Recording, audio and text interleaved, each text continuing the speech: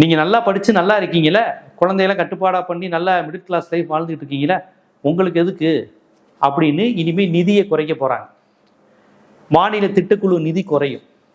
ஏன்னா மக்கள் தொகை அடிப்படையில் எல்லாத்தையும் கொடுப்பாங்கன்னா, மக்கள் தொகை அதிகமாக இருக்கிற மாநிலம் அப்படிங்கிற அடிப்படையில் தமிழ்நாடு வராது. உத்தரப்பிரதேசமும் மத்திய பிரதேசத்தோடு நம்மளால போட்டி போட முடியாது.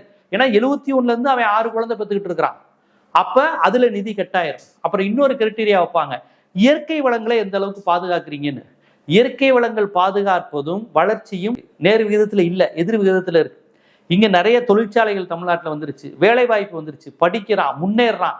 தமிழனுக்கு மட்டுமா வேலை வாய்ப்பு இருக்கு தமிழ்நாட்டில்?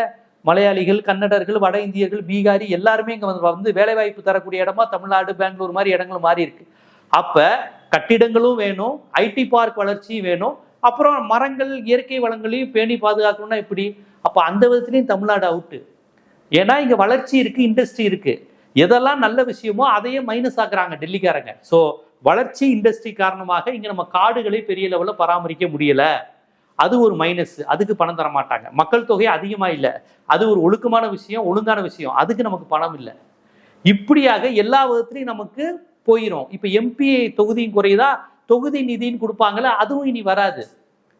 அவன் 140 எம்பிக்கு வாங்கினானா நம்ம 51 எம்பி 59 எம்பிக்கு தான் வாங்கிட்டு இருப்போம்.